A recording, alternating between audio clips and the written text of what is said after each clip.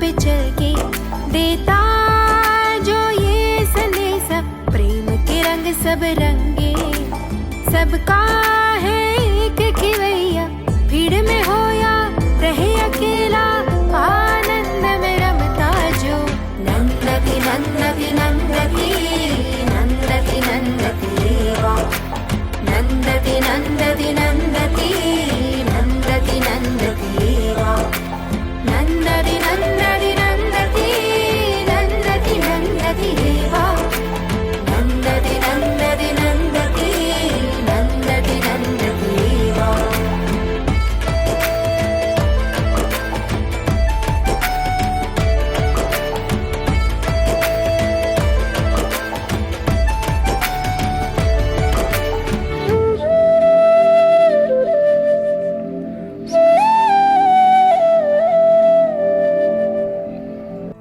कोई हमसे पूछे कि दोनों आंखों में तुम्हें कौन सी प्यारी है, तो हमारे पास कोई उत्तर नहीं होगा। इसी तरह स्त्री और पुरुष को ईश्वर ने एक दूसरे का पूरक बनाया है, उनमें कोई हे नहीं होता। किंतु हमारे पुरुष प्रधान समाज ने धीरे धीरे स्त्री को देवी के स्तर से बहुत नीचे ला खड़ा किया। लेकिन आज की स्त्री पढ़ लिख कर अपने पैरों पर खड़ी होकर पुरुष के साथ कंधे से कंधा मिलाकर चल रही है। लेकिन अभी भी यह क्रांति पूरे समाज में नहीं फैली। अम्मा कहती हैं कि विकासशील देशों में अभी हर महिला को आत्मनिर्भर बनना है, जबकि विकसित देशों में पहले ही आत्मनिर्भर बन चुकी महिलाओं को अब आध्यात्मिकता की ओर रुख करना है, तभी वो वास्तव में सशक्त बनेंगी। लेकिन उनके स्वाभाविक प्रेम, वात्सल्य और सहिष्णुता में भी कमी ना आए। अम्मा कहती हैं, दुर्बल नारी से दुर्बल संतान ही जन्म लेगी। इस प्रकार पूरी पीढ़ी में ही शक्ति और बल का क्षय होता है। नारी को समुचित सम्मान दिया जाएगा, तभी हम उज्जवल और जागरूक विश्व का निर्माण कर पाएंगे। अम्मा कहती हैं, परस्पर प्रेम करने वाले दो दिलों की शक्ति और सुंदरता से अधिक प्रगाढ़ और कुछ नहीं हो सकता।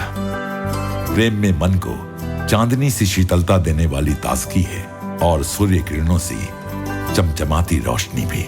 लेकिन प्रेम हमारे दिलों में बिना अनुमति प्रवेश नहीं करेगा। स्त्रियों और पुरुषों दोनों को इस प्रतीक्षारत प्रेम को समान रूप से अपने भीतर आमंत्रित करने का इच्छुक होना चाहिए। बस प्रेम ही स्त्री व पुरुष की मानसिकता में अतः वास्तविकता में स्थायी रूपांतरण ला सकता है। प्रेम स्वरूपी आत्म स्वरूपी सभी को नमस्कार। ടെൻഷൻ ഫ്രീ ആയിട്ട് കിട്ടുകയല്ലേ, അപ്പോൾ ഇഷ്ടം പോലെ മേടിച്ച് കഴിക്കുക നമ്മൾ, എന്നിട്ട് ഇല്ലാത്ത രോഗങ്ങളെല്ലാം വരുത്തുക। എത്ര പണമാണ് നമുക്ക് നഷ്ടപ്പെടുന്നതെന്ന് അറിയുന്നില്ല। जो विचार हमें तकलीफ देते हैं उन्हें बार बार सोचने का नाम है चिंता। ये साहूकार से कर्ज लेने से पहले ही ब्याज देने जैसी बात है। लोग सोचते हैं कल क्या होगा, कल क्या होगा। अभी यहाँ बैठे हुए हम या भविष्य में रहते हैं या भूतकाल में, बीते हुए कल में या आने वाले कल में। हम वृद्धाश्रमों में बड़े बूढ़ों को कहते सुनते हैं, वो लोग मुझे याद नहीं करते, वो मुझसे मिलने तक नहीं आते, उन्होंने सारा पैसा ले लिया, मेरे लिए एक पैसा तक नहीं छोड़ा, ऐसा वैसा। ऐसा विलाप करने से क्या फायदा? उनसे मंत्र जप भी नहीं होता, हमेशा दुखी दुखी रहते हैं और विलाप प्रलाप करते रहते हैं। यदि उतना समय मंत्र जपने में लगाएं तो इससे उन्हें भी फायदा होगा और अगली पीढ़ी में भी बदलाव आ सकता है। वो अच्छे बने, इस भाव के साथ उनके लिए प्रार्थना करें। संकल्प ले कि अब से हम मंत्र जप ही करेंगे। अगले जन्म में मुझे ऐसे बच्चे मिले जो संस्कारी हों। अगर पेड़ की जड़ों में पानी देंगे तो ये जल्दी बढ़ेगा, फूल देगा, फल देगा, छाया देगा। लेकिन अगर शाखाओं को पानी दोगे तो ना ये बढ़ेगा, ना ही इस पर फल फूल लगेंगे। आप परिवार के बारे में ही सोचोगे तो टाइम वेस्ट होगा, घाटे का सौदा होगा। जैसे सालों तक वेतन लिए बिना काम करना, इससे कोई फायदा है नहीं। ये मरुस्थल में या पथरीले पहाड़ में बीज बोने या खारे पानी में बीज बोने जैसा है, जहां इसका अंकुरित होना असंभव है। इस पर कभी फल नहीं आएंगे। सामान्यतः यही भाव होता है हम सबका। समझ बूझ के साथ, परमात्मा के प्रति समर्पण के साथ जप और ध्यान करना चाहिए। ये सचमुच सहायक सिद्ध होगा। ट्रेन में चढ़ने के बाद भी सिर पर बोझा ढोए एक आदमी रो रहा था। पूछा, क्यों रो रहे हो? इतना भारी बोझ है, मैं उठा नहीं पा रहा। वो रोते रोते बोला, अरे भाई, चाहे बोझ को नीचे रखो या सिर पर उठाओ, उठाकर तो ट्रेन ही ले जाएगी, फिर तुम क्यों सिर पर ढोए हो? बोला, मैंने अपना टिकट लिया है, सामान का नहीं। सफाई देता है, बोझ नीचे नहीं रखता, सफाई पेश किए जाता है। हम में से कुछ लोग ऐसे होते हैं। लोग यूं ही फिजूल की समस्याएं खड़ी करके उनमें उलझे रहते हैं, क्योंकि पैसा तो भरना नहीं पड़ता। मुफ्त में ही तनाव चिंता मिलती है, टेंशन फ्री में मिलता है, इसलिए जी भर कर लेते रहते हैं। नतीजा ढेर सारी बीमारियां। इससे कोई फायदा है? उसमें कितना पैसा नष्ट हो जाता है ये हम नहीं सोचते। चिंता नामक कोयले को हम पाने के लिए कितने ही हीरे गंवा देते हैं। जैसे हीरा बेचकर कोयला लें, जैसे राख के बदले हीरा दे दें। इस तरह हम अपना जीवन नष्ट कर देते हैं। समुद्र में तैरने वाला लहरों का मजा लेता है, जिसे नहीं आता वो लहरों में डूब सकता है। इसलिए अध्यात्म ज्ञान से परिस्थिति का बेहतर सामना कर सकते हैं। किसी हद तक हम समस्याओं का सामना करने में सफल होते हैं। कोई नहीं जिसके जीवन में समस्या ना हो। इस सत्य को जानकर स्वीकार करना आना चाहिए। या तो सामना करो या स्वीकार लो। आध्यात्मिकता परिस्थिति का सामना करना या स्वीकार करना सिखाती है। आने दो जो आता है, ये सोचकर आगे बढ़ें। निठल्ले नहीं बैठेंगे, प्रयास जारी रखेंगे। जिसे अध्यात्म का ज्ञान नहीं है वो मानो सीखे बिना ड्राइविंग कर रहा है। वो घर पहुंचने के बजाय हॉस्पिटल पहुंच जाएगा। दोष न दो विधि को संतो, कर्म की गति न्यारी। पूर्व कर्म ही विधि बनकर आए हैं, अब अच्छे कर्म करें। पानी का खारापन मीठा पानी मिलाने से कम होता है, तो हम भी सत्कर्म करें। भले ही भाग्य न बदल सके। परीक्षित महाराज की कथानुसार उनको श्राप मिला था कि आज से 7वें दिन तक्षक के डसने से तुम्हारी मृत्यु हो जाएगी। उसने इस श्राप से बचने की बहुत कोशिशें की। वो डर कर भाग खड़ा हुआ। रास्ते में बहुत रुकावटें आई, वो भागता रहा, लेकिन वो श्राप से बच ना पाया। फिर उसने समुद्र के बीच महल बनाया और भागवतम का श्रवण करने लगा। आखिरी दिन उसने समुद्र में अपनी ओर तैरते हुए एक नारंगी को देखा। उसने नारंगी को पकड़ा और पूछा, तुम हो तक्षक? ठीक है, डस लो, और अपने तन पर रख लिया। उसने हा हा हा जोर से हंसते हुए उसे रख लिया। देखते ही देखते कीड़े ने सांप बनकर डसा और मृत्यु। पहले जिसने डर के मारे समुद्र के बीचों बीच महल बनवाया, अब उसने सांप से स्वयं को डसवा लिया। हंसते हंसते स्वीकार कर लिया। पहले रो रहा था, अब हंसकर स्वीकार लिया। ऐसा व्यक्ति कभी नहीं मरता। ज्ञान में जागृत होने पर जन्म मरण नहीं रहता। अपने पूर्व कर्मों के कारण मैं इस स्थिति में हूँ, इसे स्वीकार लें। फिर ये भाव हमें अमृतत्व की ओर ले जाता है, मृत्यु की ओर नहीं। सच्चा पुनर्जन्म होता है, अमृतत्व को प्राप्त होता है।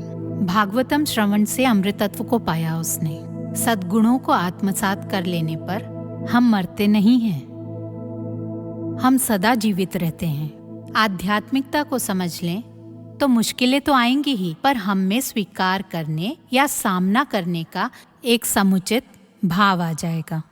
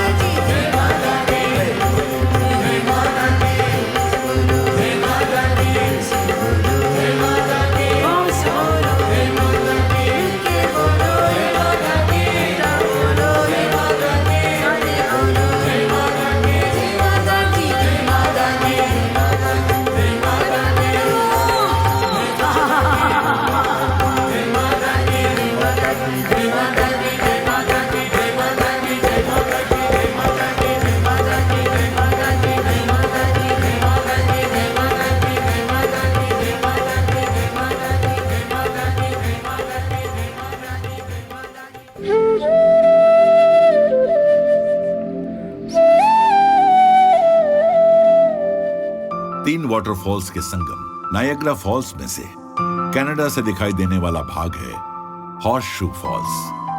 अपने अप्रतिम सौंदर्य व हाइड्रो इलेक्ट्रिक पावर का स्रोत ये फॉल्स कनाडा को पर्यटन का एक प्रमुख केंद्र बना देती है। Royal Ontario Museum, CN Tower, Casa Loma भी प्रसिद्ध पर्यटन स्थल हैं। अम्मा टोरंटो में द्वितीय दिवस के कार्यक्रम के लिए पहुंची तो छोटे छोटे बच्चों ने फूलों से और कई लोगों ने फूल मालाओं से उनका स्वागत किया।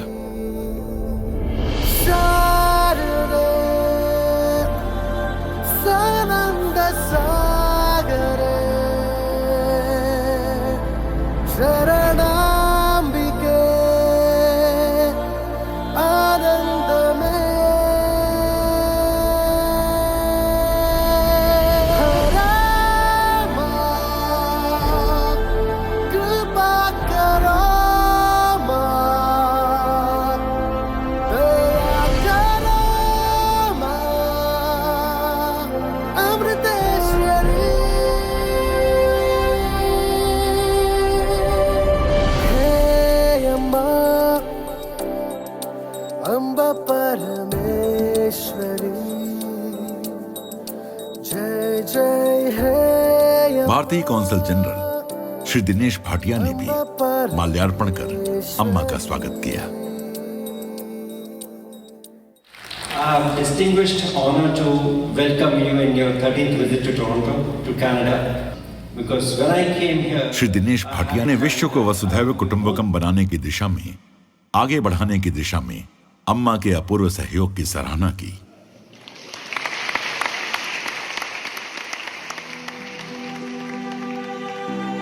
फिर अम्मा ने उपस्थित भक्तों के हृदयों को स्पर्श कर उन्हें दर्शन दिए।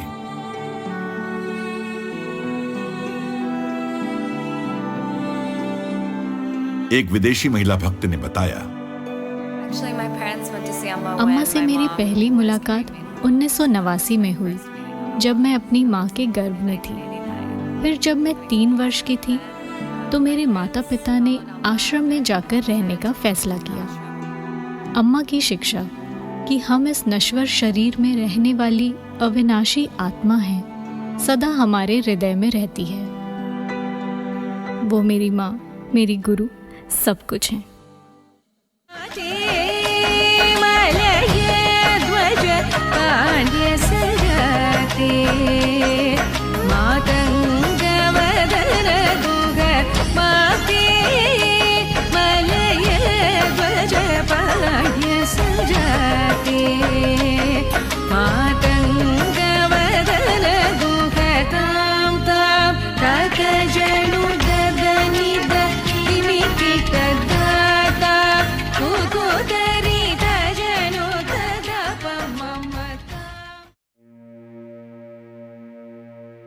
दूसरे दिन की शाम अम्मा ने हॉल में उपस्थित सभी लोगों का आत्म पूजा और ध्यान में मार्गदर्शन किया।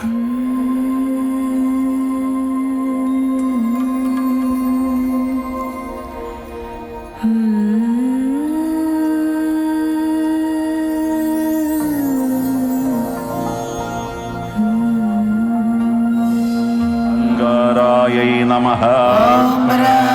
ओम मोहायै नमः। ओम मोहनाशिन्यै नमः।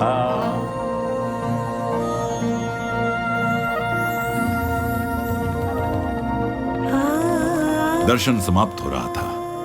सारे भक्त उदास थे। न केवल कनाडा के भक्त बल्कि अम्मा के साथ यात्रा कर रहे लोग भी, क्योंकि ये इस वर्ष की यूएस यात्रा का आखिरी स्टॉप था।